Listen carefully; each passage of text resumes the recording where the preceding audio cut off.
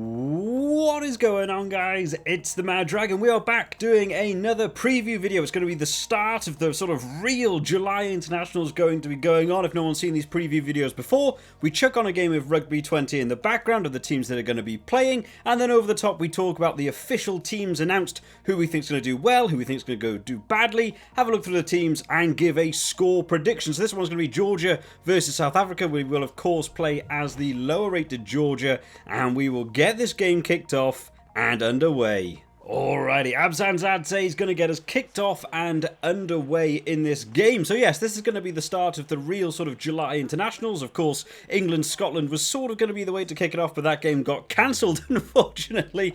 So we didn't get to have that. So this is sort of going to be the real game that's going to begin the July. I know we've already had one of the Lions warm-up games, but the South Africa-Georgia game is something I am really looking forward to. We haven't got to see a lot of Georgia since, of course, they took part in that Autumn Nations Cup, and we haven't really got to see anything from this South Africa team since that World Cup win. So there's going to be a lot to talk about going through this. Let's start off talking about South Africa for a start. They are the world champions. They've got a lot of pressure for them going into this Lion series. They've had to develop a team. They've had a good couple of years out of playing. The rust has got to shake off. Obviously, a lot of them play at club level. Some of them doing much better. You know, people like Cheslin Colby is doing okay in the club level and stuff. So some of them are still playing club level quite highly, but some of these lads have got to gel together for the first time since that World Cup win. So it's going to be interesting to see how they get on working together. And Georgia are a tough team to come up against. We saw them in the Autumn Nations Cup and how well they could do there once they get going. So seeing as we're playing South Africa, and we started talking about them first, as I throw a ball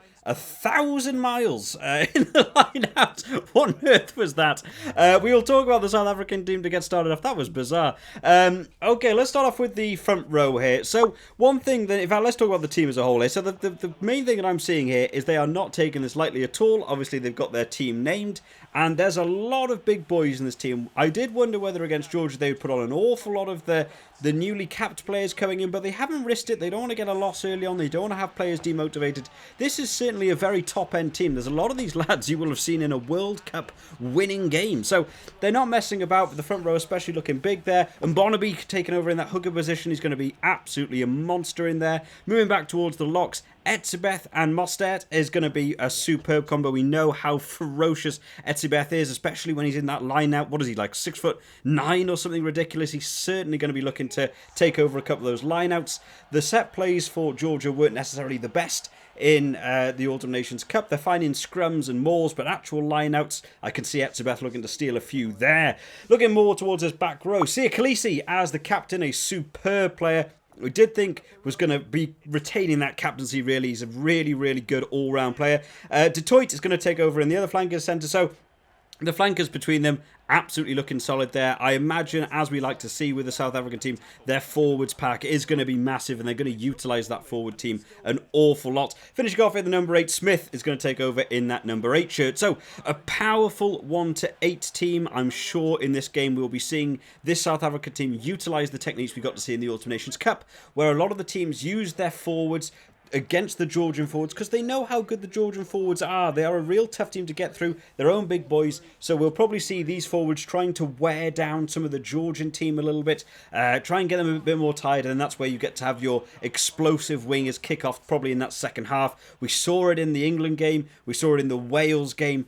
Just dragging down those forwards slowly and then being able to push on. So I think it's a solid 1 to 8 here. Looking towards the back, Reinach comes in at the scrum half position. I did think maybe Faf de Klerk. I haven't been able to keep up too much on some of the South African news that's been going on, but I did think maybe Faf de Klerk was going to take that. But Reinach coming in is a very good scrum half himself, so it'd be nice to see him. Pollard taking over in the fly half position. The man I was shocked to see on the announcement. I don't know how old Pollard actually is. He must be getting up there in a few years, but certainly a good player. I'm sure he'll be, doing the work when he needs to be. In the centre partnership, Francois Steyn and Jesse Creel, two really good players that work well together.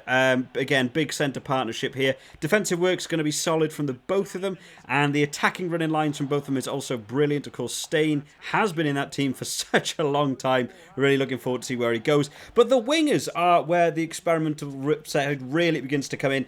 two uncapped players, Fassi on the left wing and Speckman on the right wing. Now, thanks to you guys dropping down in the comments, there's been some really useful tips that you guys have given me. Of course, my South African knowledge isn't that big if you've seen the videos I've done with Rugby Guru. South Africa rugby is a little bit outside my reach, so there's a couple of people here that's really useful to know. Speckman, coming over from playing in sevens originally, very fast player, looking forward to seeing what he can do on the ball again. Like I said, I imagine that second half, when it begins to open up, we almost got a try in the corner. I think there was a great tackle at the end. But when that second half begins to open up, we will definitely see people like Speckman being able to open up. The Georgian team tended to last about 60-65 minutes when we saw them in the Autumn Nations Cup, before their sort of fatigue and tiredness began to kick in. Some of their back players can play very well, but I'm sure Speckman that will look to open them up. And finally, we got to talk about him in that fullback position, Leroux, a absolutely phenomenal player. Really looking forward to seeing him still in this South African team. I think he's absolutely brilliant, Leroux. Got a hell of a boot on him. He's going to do really well, and isn't too bad again to the high balls as well. So 1-15 looking solid, no messing around here. This is obviously a team they're looking to line up to play the Lions in their tour when they get going. So playing Georgia is a nice little warm-up test for them themselves to get in here and get a little bit of practice on the go. We will quickly take a look at the substitutes. So let's start off with the front here. March and Kitsoff. I always remember because of his fantastic hair. He's got some brilliant coloured hair. And Malherbe there in as well. So front row replacements. We know how South Africa love to use their forwards. They're a bunch of big boys. We did see it in that World Cup when they had the bench split a slightly different way. Having the big boys in that going for the more sort of forward split allows you to keep in the mauls and the rucks that little bit longer than the other team, whereas a lot of teams tend to go for more backs than South Africa did in that World Cup. Moving a little bit further back here, Ori and Weiss. I'm going to imagine it could be Weiss. I apologise for any pronunciations I'm going to get wrong in here. Weiss or Weiss going to be making his debut at some point as well, no doubt. Trying to get those caps in before they head off towards playing the Lions. Yantees, the two Yantees going in here. H&E, I don't know if we can short them down to. Two very good players going to be going there. And finally, Valemsa, they'll be coming in at the end there. Again, I imagine he'll be coming on in that second half. Again, when the game begins to open up in speed and begins to just allow a few more gaps, you want players that can pick good lines. There's a couple of great players there that will certainly be able to find them. So, 1-23 in all honesty, South Africa are looking strong. It's going to be interesting to see how they manage to cope with the way the Georgian forward pack is going to work and how they're going to be able to utilise themselves together, how the team's going to join up. Of course, they are missing a couple of big names in here as well. With no Faf de Klerk, no Mapimpi, no Nkosi, there's a couple of big players still missing there. Obviously, they've all got their own games going on at the same time alongside that for a couple of them, as well as a couple of people being out potentially with injuries and so on. I haven't been able to keep up to date with 100% with what's been going on with them. So they're not at the 100% full strength, unfortunately, but it's a South Africa team I'm really looking forward to seeing. I think they'll bring the forward power in that first half and the backs will explode in that second half. I would imagine they'd be looking for quite a comfortable win here, having seen what the Georgian team got up to in that Autumn Nations Cup. Obviously, I think they played Wales and it was like 18-0 or something against Wales. Their best game certainly against Ireland. But there was certainly a couple of issues they need to work on, but I think this is a good warm-up team for South Africa to find their own flaws and also begin to test these forwards. Knowing the Lions team, they will have probably seen the Lions versus Japan game. They'll know how well the Lions forwards are doing at the minute, and they will certainly want to match them. We'll do a couple of substitutes here, and we will go on to talk about the Georgian team. So the Georgian team had a very, I would say, underwhelming Autumn Nations Cup. Of course, they wouldn't be expected to achieve, the big wins over some of the big teams. They are still classed very much as a Tier 2 nation, which is unfortunate for them. Georgia are getting there slowly. People have called for them to replace Italy in the Six Nations. I don't think they're quite to that stage yet. They lost every game in that Autumn Nations Cup, which, they won't be too happy with. There was a couple of great little fantastic moments we saw with them playing Ireland. They had a couple of great runs through. Some of their centres certainly working hard. The forwards in the Georgian pack work very hard to try and keep that ball together, but they know that other teams now sort of utilise them as a way of testing their own forwards a little bit, and once that fatigue begins to kick in, Georgia can suffer a little bit. So they'll have a couple of things to sort of bounce back from in this. They'll certainly be thinking this is a very tough game. World Cup winners, they struggled even in the Fiji game. One thing that Georgia seem to be able to struggle with an awful lot is teams where they have players that have large players with speed and power. That's where we got to see a couple of the Fijian wingers really beginning to open up.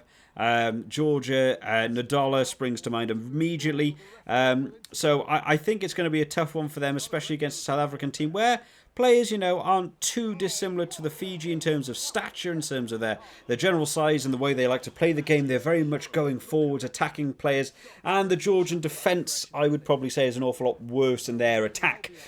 So hopefully they'll be able to maintain it. But of course, we're saying all this, we need to check out the team. So let's have a look at the team they're going to be opening up with, who I might say have one of the more interesting looking graphics. I'm really liking the look of this one. The sort of split forwards and backs with the multicoloured, which is really nice. Actually, I quite like this. I hope more teams take use of this sort of colour scheme. I really like it. So, there's going to be quite a lot of names I'm not going to know in here. I thought I did quite well getting towards the end of the Autumn Nations Cup, being able to know quite a few of the players, being able to talk about a few of them, but they've changed it up on me a whole lot. So, a lot of players missing, especially in this forward pack, actually. There's 1 to 8. There's a lot of new names in here. There's no sort of Mamukiashvili, Gorgadze, Giorgadze. There's a lot of names there that I'm not going to know. So we can sort of go through the list, I guess, but I'm not going to know an awful lot about them.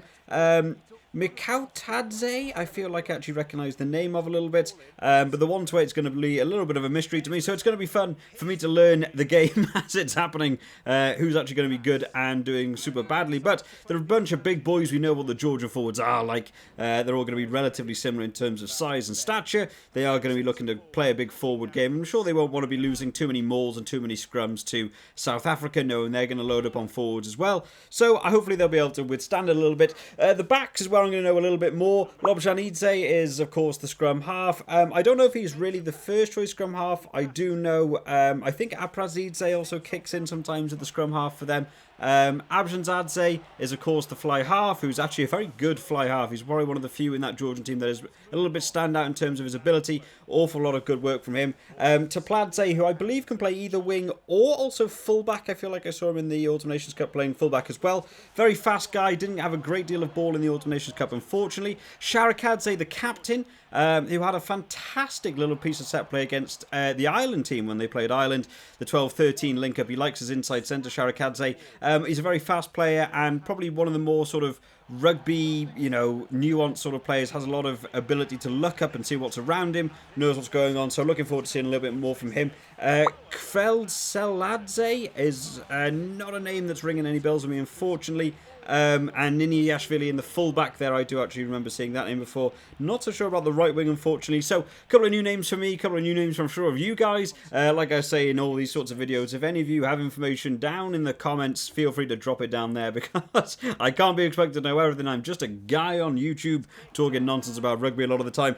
We'll quickly talk about the substitutes. We've gone 60 minutes now in this game. Again, a lot of the names in this substitute list not going to be big for me. I'm surprised there's not a lot of bigger names. I don't know if there's injuries or stuff going on. Hopefully we can stop this tackle. Yes, good tackle there. Ooh, it was nearly a try. Sneaking in the background there. So there's going to be a lot of new names here, but of course, like I said, in fact there is Abrazadze in the 21 shirt. So he'll come on at some point in that second half, but a lot of new boys on that bench there for me. So unfortunately, not the most professional for me, not going to be able to talk a great deal about this Georgian team, but hopefully we can see a little bit for them. We did get to see how Japan played against the Lions team. They managed to get themselves a try in there. They also got some 3 points. One thing I did notice when we watched Georgia in that Autumn Nations Cup is they were very bogged down on trying to get tries, almost like they were trying to prove a point or something. There's nothing wrong with taking the 3 points, especially in that first half, just to keep yourself ticking on that scoreboard, apply some pressure. It would be nice to see Georgia get a couple of scores in here, and especially get a few tries in. Would be nice to see. They definitely have speed in this team in order, if they can get through a couple of break lines, they can make a good line down, maybe crash balls closer towards that 5-metre line. We know how good their boys are in the forwards department, especially if they can get into a 5-metre maul or something. I wouldn't be surprised if we get to see the potential for a try here. I'm sure South Africa will, of course, be looking to not concede anything. That would be a real bonus for them, actually, if they can not concede any points in this, especially leading up to this Lions tour. So, what do we think in terms of prediction? I think I'm going to, of course, be with the majority of people here saying I'm going to have a prediction that South Africa are probably going to win this. I doubt the scoreboard will look like it is in the game in the background. But what will the score difference probably be? I'm going to call South Africa to win this, and I think they've got a lot to sort of get on the ground and get going. I think it could be a lot. I'm not going to lie. I'm going to say South Africa by 30. is what I'm going to call out there. That might be a bit harsh on Georgia, but I think South Africa are going to want to show off a lot. I think they'll probably get a few kicks in that first half, and then they'll open up with the tries, especially when Georgian forwards are going to get tired, and you have some of those speedy wingers like Speckman who are going to be able to show off. So hopefully we get to see Georgia playing a really solid game and manage to get some scores back of their own. I would really hate to see one of these games where they sort of lose like 30-0. We got to see it in the Wales game. Wales just sort of dominated that game. The best game Georgia had in that All Nations Cup was certainly against that Ireland team, where they actually began to switch on a bit and had a bit more sort of game-orientated thinking about it rather than just desperately going for tries. But that's all I've got to say on this one, guys. Hopefully you've all enjoyed today. Like I said, if you do have any more information on some of the players who we should all be looking out for, any score predictions yourselves you want to put down, make sure you drop it down in the comments. It does help everyone learn, including myself, so I can do better next time. Hopefully we will be doing a few more of these across the teams as they are getting announced. If you haven't already, make sure you sign up to the Super Brew teams that we've got going on at the minute. I will put a link down in the description. This will be the final opportunity for you guys to join in some of those teams. It's all free, it's easy to join in, and after this game you'll probably be trailing behind, so it might be difficult to play catch up. So now is the best team to jump in, so feel free to jump in on them. And I am going to be doing a talk with the Rugby Guru at some point, so make sure you subscribe to the channel just to keep up to date with all the videos as they come out. I hope you've all enjoyed today, guys. I will see you next time. Bye bye.